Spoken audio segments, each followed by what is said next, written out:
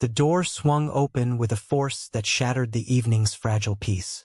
In the dim light of the upscale Manhattan apartment, Senator Harlan Brooks froze, his briefcase slipping from his hand as he witnessed his only son, Alex, locked in a passionate kiss with another man. The stranger, tall, with tousled dark hair and a defiant gaze, pulled away, but the damage was done. Harlan's world, built on decades of conservative politics and family tradition, cracked wide open in that single, irreversible moment. Alex's heart pounded like a war drum as he stepped back, his face flushing with a mix of fear and defiance. "Dad, this is Jamie," he stammered, his voice barely above a whisper. But the words hung heavy in the air like a confession to a crime.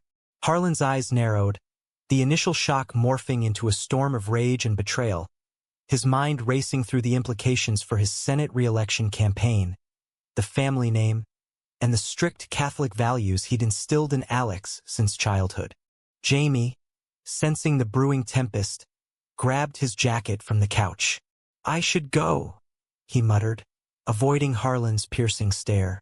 But Alex reached out, his hand trembling as it clasped Jamie's arm. "No, stay. This has to happen now." The room felt smaller, the walls closing in as years of hidden truths bubbled to the surface. Alex had always known this day might come, but not like this. Not with his father barging in unannounced after a late committee meeting. The kiss, meant to be a private affirmation of their love, had become a weapon that could destroy everything. Harlan's voice boomed, echoing off the high ceilings. "What the hell is this, Alexander? In my house?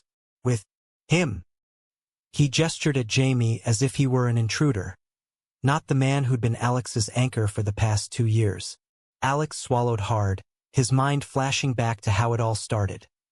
A chance meeting at Columbia University, where he was studying law to follow in his father's footsteps, and Jamie was pursuing journalism with a fire that matched his own suppressed passions. Their connection had been instant, electric, but always shrouded in secrecy because of Harlan's public stance against LGBTQ rights, a cornerstone of his political platform. "I love him, Dad," Alex said, his words cutting through the tension like a knife. It was the first time he'd said it aloud to anyone outside their bubble, and the admission felt both liberating and terrifying. Jamie squeezed his hand, a silent show of support, but Harlan's face twisted in disgust. "Love? This isn't love. It's a phase, a mistake. Do you have any idea what this could do to us? To your future?"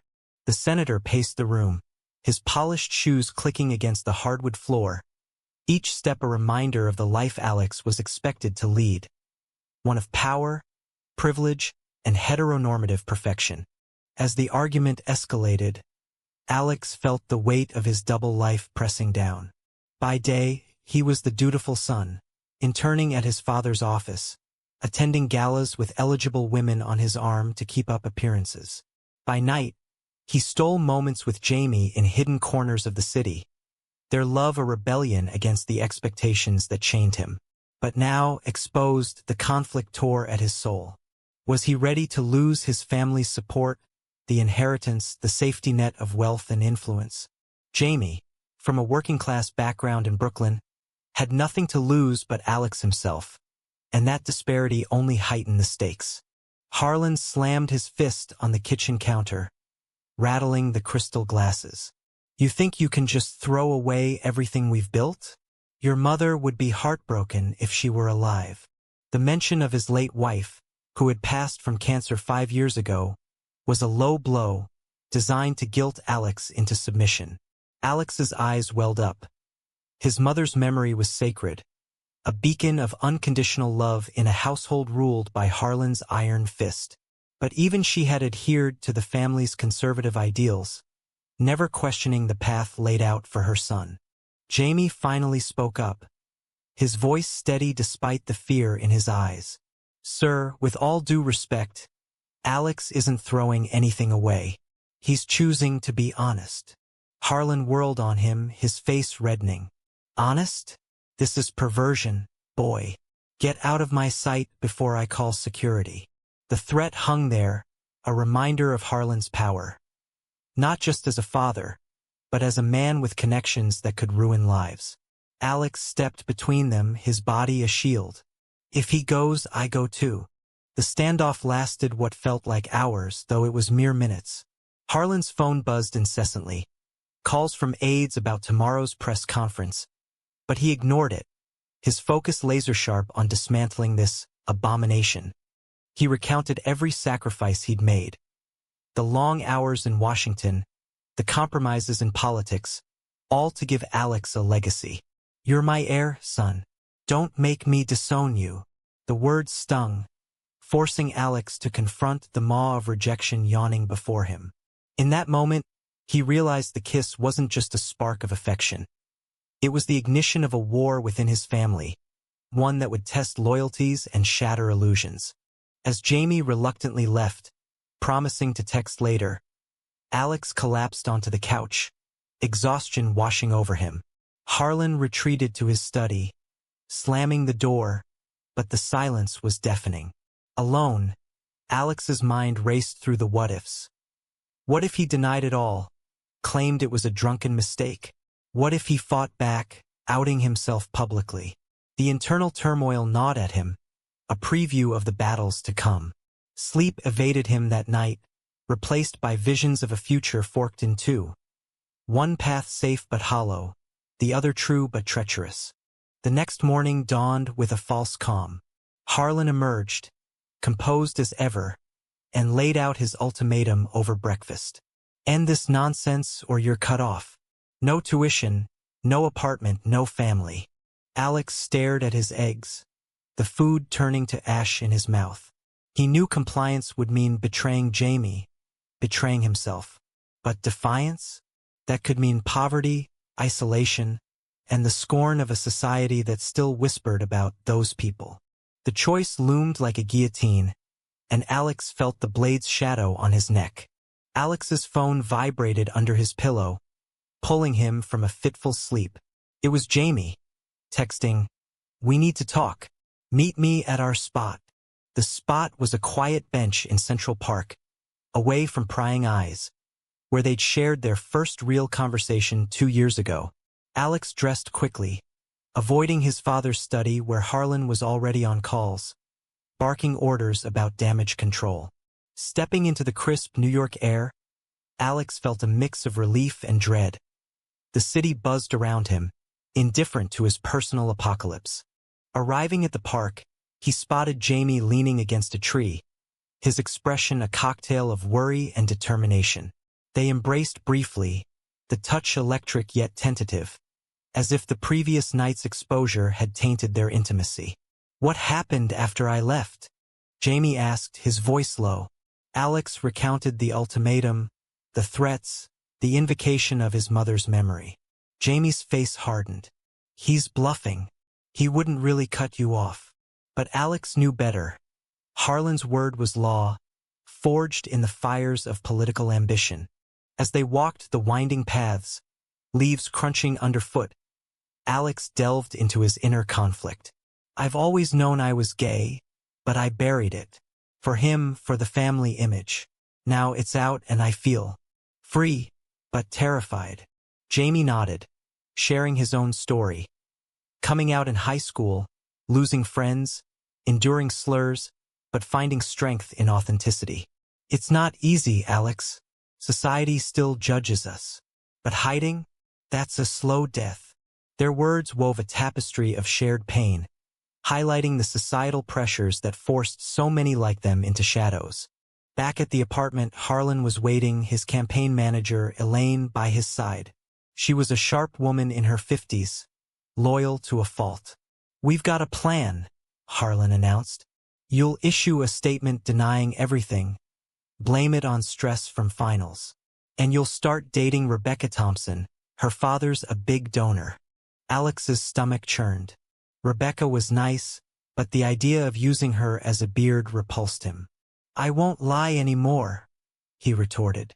The argument reignited, voices rising as Elaine tried to mediate, emphasizing the polls. Harlan's approval ratings dipped among moderates if any scandal leaked. Elaine pulled Alex aside later, her tone softer. Think about your future, kid. Politics is a dirty game. Being out, it could end your career before it starts. Her words echoed the maw of discrimination Alex feared: job rejections, social ostracism, even violence in a country where hate crimes against LGBTQ individuals still made headlines. Yet, Jamie's influence pulled him the other way, urging integrity over expediency. That evening, Alex met Jamie at a small diner in Brooklyn, far from Manhattan's elite circles. Over burgers and fries, they plotted. "We could go public together," Jamie suggested, his eyes alight with idealism. "Force your dad to accept it." But Alex hesitated, visions of tabloid headlines flashing. Senator's son in gay affair. Campaign in turmoil. The moral dilemma clawed at him. Was loyalty to family more important than personal truth? Betraying Harlan felt like treason, but denying Jamie was self-betrayal. The tension peaked when Alex's phone rang, Harlan, demanding he return home. Ignoring it, Alex kissed Jamie goodbye, a promise in the gesture. But as he subwayed back, doubt crept in. What if Jamie was using him for a story? Jamie's journalism major suddenly seemed suspicious, a potential betrayal lurking. Paranoia, fueled by Harlan's warnings, took root. At home, Harlan revealed he'd hired a private investigator. "That boy's from a liberal family, anti-establishment. He's probably planning to expose us." Alex defended Jamie, but seeds of doubt sprouted. The night ended in silence, Alex retreating to his room, torn between love and suspicion. The price of his choices was mounting. Eroded trust, fractured relationships. The following days blurred into a whirlwind of confrontations. At university, whispers followed Alex. Rumors had leaked somehow. A classmate sneered, "Heard about you and that guy." Disgusting. The societal bigotry hit hard, reinforcing Harlan's fears. Jamie called, concerned, but Alex snapped, accusing him of ulterior motives. "Is this just a scoop for you?" Jamie's hurt silence was deafening, the first crack in their bond. Harlan capitalized, arranging a family meeting with extended relatives. Aunts and uncles arrived, their faces etched with concern. "Think of the church," one said. "This lifestyle is a sin." Alex sat mute, the pressure building like a dam about to burst. He excused himself, texting Jamie an apology, but the damage lingered. In the mirror that night, Alex saw a man divided, half yearning for acceptance, half craving freedom. As the week closed, a turning point loomed. Jamie proposed they take a weekend trip to upstate New York to clear their heads. Alex agreed, hoping distance would clarify. But Harlan, sensing rebellion, tightened the reins. "Go, and don't come back." The ultimatum forced a decision, the cost clear, family or love. Alex packed a bag, his heart heavy, stepping into the unknown. File 3. The drive upstate was tense, the highway stretching like a lifeline away from the city's chaos. Jamie gripped the wheel, glancing at Alex. "We needed this, away from your dad's influence." Alex nodded, but his mind churned with ethical quandaries. Was running away cowardice or self-preservation? The scenic views, rolling hills, autumn foliage, did little to ease the storm inside him. They arrived at a cozy cabin in the Catskills, rented under Jamie's name to avoid detection. Unpacking, they talked deep into the night by the fireplace. Jamie opened up about his past. A conservative father who disowned him after coming out, leading to years of struggle. "I lost everything but gained myself," he said. Alex envied that resolve, sharing his own suppressed desires, the crushes on boys in high school buried under football and dates with girls. Their vulnerability deepened their connection, but Alex couldn't shake the guilt of abandoning Harlan, who, despite his flaws, had provided a life of privilege. Morning brought a hike, the crisp air invigorating. At an overlook, Jamie took Alex's hand. "We can build our own life." But Alex pulled away slightly. "What about my degree? My dreams?" The conversation turned to practicalities, finances, careers. Jamie worked part-time as a barista, his journalism aspirations stalled by lack of connections. Alex realized the disparity. His world of opportunity versus Jamie's grind. Loving Jamie meant potentially sacrificing stability, a trade-off that weighed heavily. Back in the city, Harlan wasn't idle. He rallied allies, including a pastor from their church, to intervene. Texts flooded Alex's phone. "Come home. We can fix this." Ignoring them, Alex felt the pull of familial duty, the moral imperative to honor his parents clashing with his right to love. Society's lens amplified it. Media portrayals of gay men as deviant. Laws in some states still discriminatory. Alex pondered. Was his orientation a choice or innate? The debate raged internally, fueling insomnia.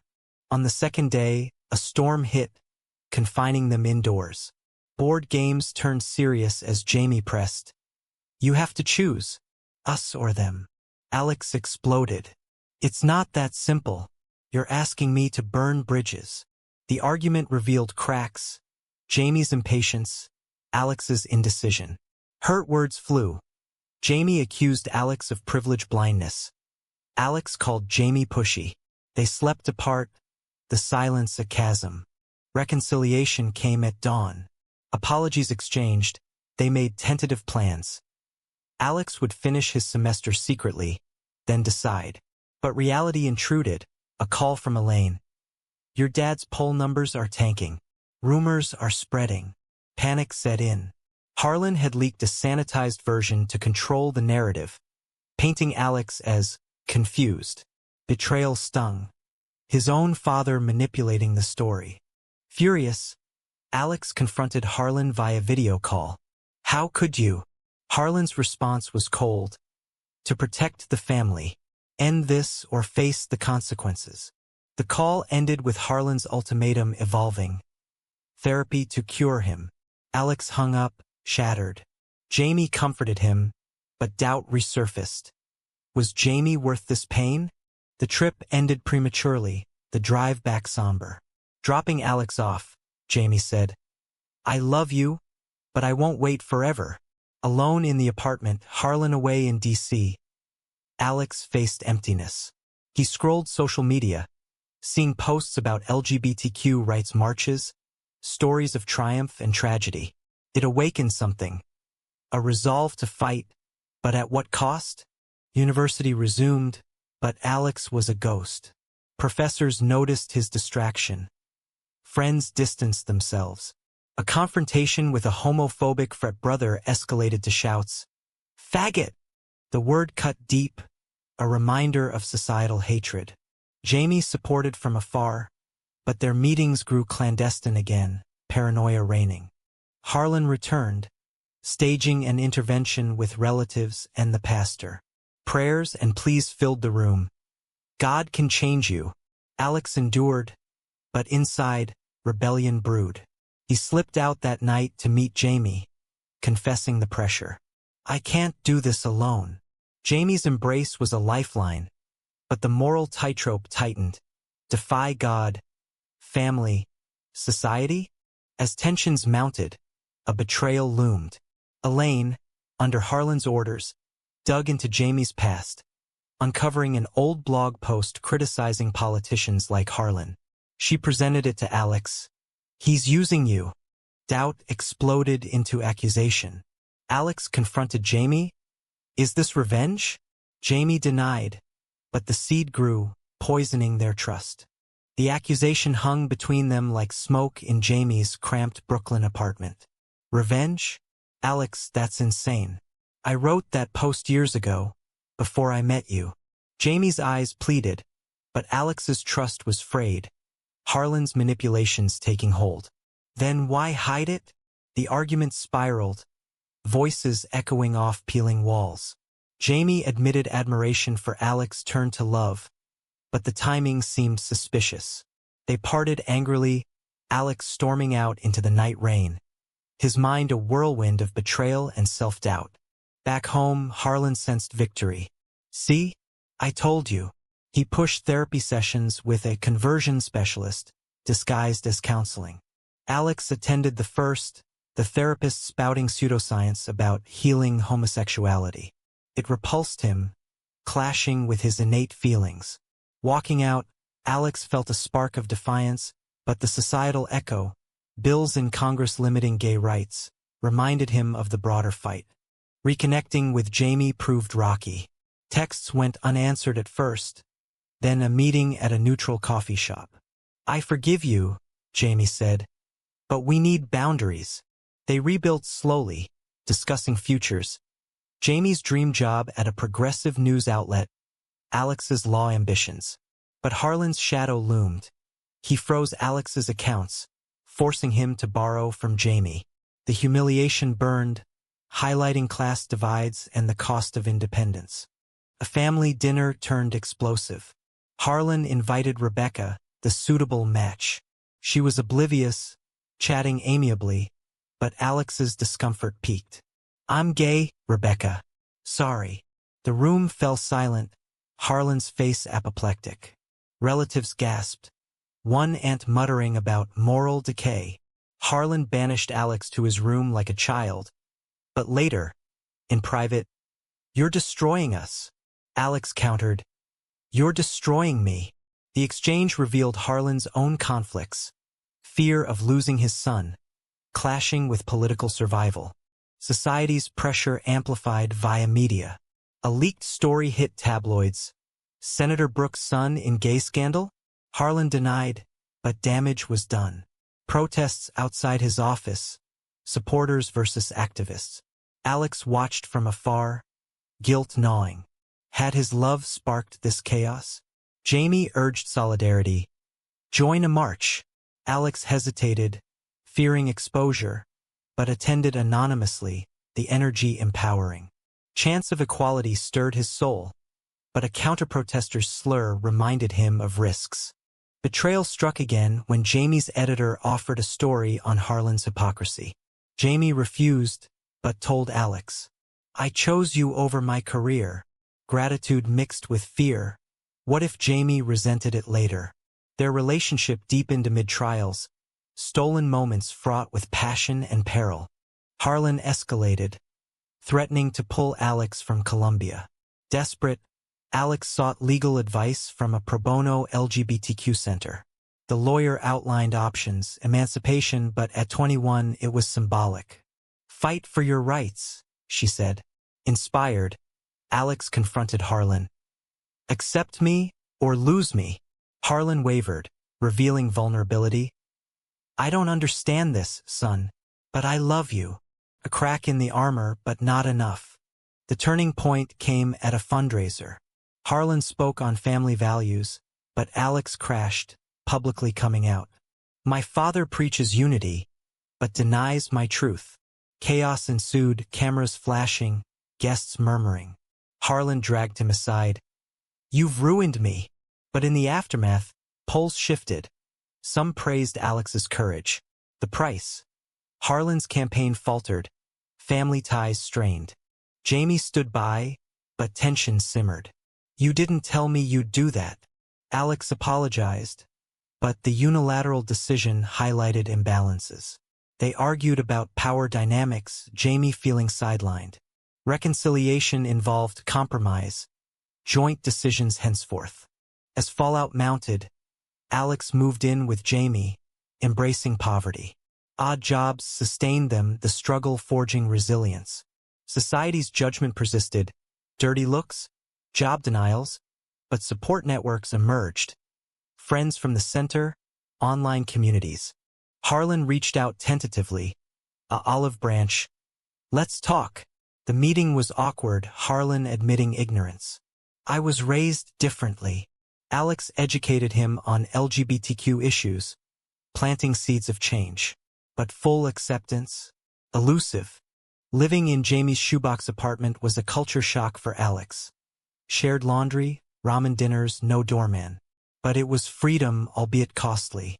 Harlan's cutoff meant no more allowances. Alex juggled classes and a waiter job, exhaustion his constant companion. Jamie's encouragement kept him going. "We're in this together." Their love, tested by hardship, grew roots, but resentment bubbled. Alex missed luxuries. Jamie tired of consoling. Societal backlash hit hard. At work, a customer refused service from the gay one. Management apathetic. Alex filed a complaint, awakening to systemic discrimination. Jamie's job hunt stalled. His refusal of the Harlan story blackballed him somewhat. "Worth it for us," he said, but Alex sensed sacrifices toll. Family fractures deepened. Aunts unfriended him online. Cousins avoided calls. Harlan's campaign ads pivoted to personal growth. But privately, he stewed. A surprise visit.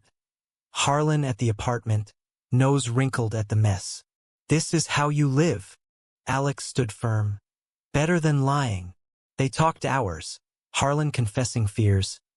"What if you're hurt? Society isn't kind."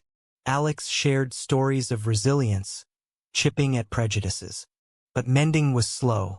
Harlan offered financial help, conditional on discretion. Alex refused. No more hiding. The rejection hurt both. Harlan left defeated. Alex questioning if pride was worth perpetual strife. Jamie's past resurfaced. A ex reached out, stirring jealousy. "Just friends," Jamie assured. But Alex's insecurity flared, fueled by isolation. An argument ensued. "You're all I have now," Jamie retorted. "That's not healthy." Therapy became essential. They attended couple sessions, unpacking traumas. The process revealed depths. Alex's abandonment fears, Jamie's rejection scars. High drama struck when Harlan's opponent weaponized the scandal. Ads blasting, family values failure. Polls plummeted. Harlan blamed Alex. A heated call. "You've cost me everything." Alex hung up, guilt crashing. Was his coming out selfish? The moral quandary tormented. Individual rights versus collective harm. Support came unexpectedly. A viral tweet from Alex's public statement garnered allies. Celebrities retweeted. Donations to LGBTQ causes surged. Jamie landed a gig at a queer-friendly publication, crediting Alex's bravery. But success bred envy. Jamie's rising star made Alex feel overshadowed, waitering while Jamie networked. A betrayal tested limits. Elaine leaked private emails to the press, exposing Harlan's initial threats. Harlan accused Alex. Alex denied. Investigation pointed to Elaine's ambition. She aimed for Harlan's seat. The revelation shattered Harlan, who fired her. In vulnerability, he called Alex, "I need my son." Reconciliation tentative, they met neutrally. Over coffee, tears flowed. Harlan admitted, "I was wrong. Fear drove me." Alex forgave partially, boundaries set. The moment was cathartic, but scars remained. As election neared, tensions peaked. Harlan invited Alex to a rally, for support not show. Alex attended, standing proudly. The crowd mixed boos and cheers. A heckler shouted slurs. Security intervened. The incident highlighted ongoing battles, but Harlan defended, "My son's choices are his own." Post-rally, Jamie and Alex debriefed. "Proud of you," Jamie said. Their bond strengthened, but challenges lingered. Financial strain, societal pushback. Awakening dawned. Alex volunteered at the center advocating. Jamie's articles amplified voices. Together, they navigated, paying prices but reaping growth. Election night pulsed with anticipation. The Brooks family, minus Alex, gathered at headquarters. Alex watched from Jamie's apartment, TV blaring results. Harlan trailed early, the scandal a millstone. Texts from Harlan. "Wish you were here." Alex replied, "Me too, but on my terms." The exchange hinted at thawing, but the wound was fresh. As votes tallied, Jamie held Alex's hand. "Whatever happens, we're okay." But Alex fretted. Had his actions doomed his father? The moral weight pressed. Personal authenticity versus familial duty. Society's verdict played out in real time. Progressive voters applauded Alex, conservatives condemned. Harlan lost by a slim margin, conceding gracefully. In his speech, "I've learned from my family. Inclusion matters." Subtle nod to Alex, a public olive branch. Media buzzed. Redemption arc? Alex felt vindicated yet sorrowful. The loss cost Harlan dearly. Reputation, purpose. Post-election, Harlan retreated to the family home in upstate New York. Alex visited alone, the drive reflective. Arriving, they embraced awkwardly. "I'm sorry," Harlan said. "For everything." Alex nodded. "Me too." They walked the grounds, discussing futures. Harlan revealed therapy. "Understanding my biases. Progress slow but real."